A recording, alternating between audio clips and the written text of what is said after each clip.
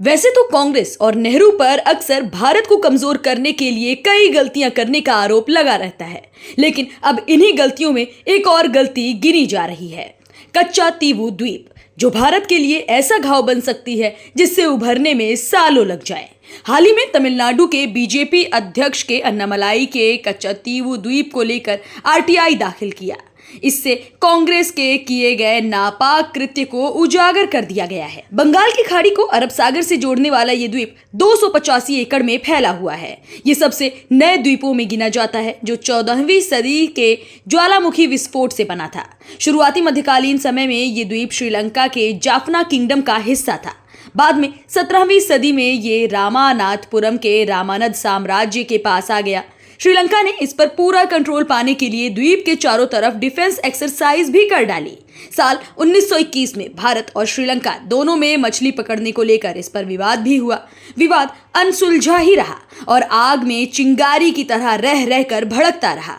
आगे चलकर civil aviation of Ceylon और सिविल अथॉरिटी ऑफ इंडिया में बातचीत हुई। मामला भारत के विदेश मंत्रालय तक भी पहुंचा। यहीं से हमें बदलाव देखने को मिला।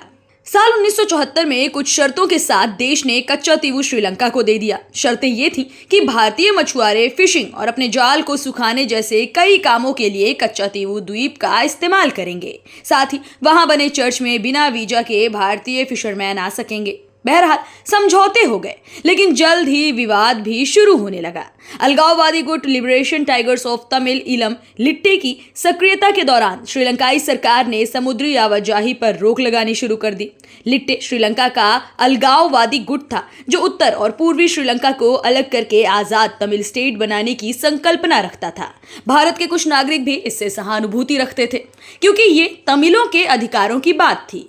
ये दोनों ही देशों में अस्थिरता ला रहे थे। इसे ही रोकने के लिए समुद्री एक्टिविटीज पर कंट्रोल करने के लिए श्रीलंकाई सरकार आवाजाही पर कड़ी निगरानी करना शुरू कर चुकी थी। इसी की चपेट में भारतीय मछुआरे भी आ गए। वे एक निर्धारित सीमा तक ही फिशिंग कर पा रहे थे।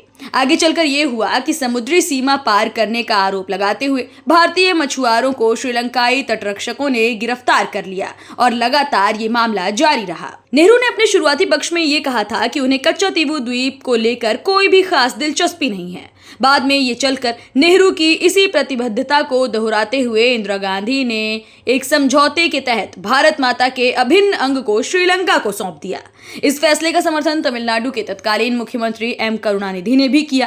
कांग्रेस और डीएमके ने अपनी राजनीति के चलते कच्चा तीवू द्वीप का समझौता कर लिया और इसे श्रीलंका को सौंप दिया। पड़ोसियों के तौर पर भारत को दो ऐसे पड़ोसी मिले हैं जिसने भारत को हमेशा से ही दर्द और युद्ध दिया है। उत्तर पश्चिमी सीमा से सटे पाकिस्तान और उत्तर पूर्वी सीमा से सटे चाइना दोनों ही भारत का भला होते नहीं देख सकते। ऐसे में कच्चा तीवू द्वीप उन्हें एक नया ऐसा अवसर दे सकता है जो भारत को परेशान करने में उनकी काफी ज्यादा मदद करे।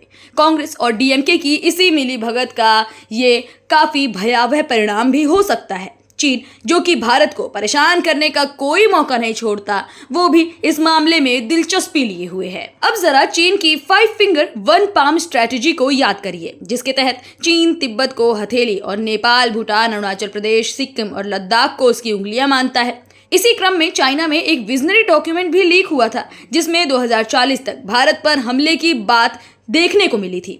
ऐसे में कच्चा तीवू द्वीप उसे सामरिक रूप से बढ़त दिला सकता है।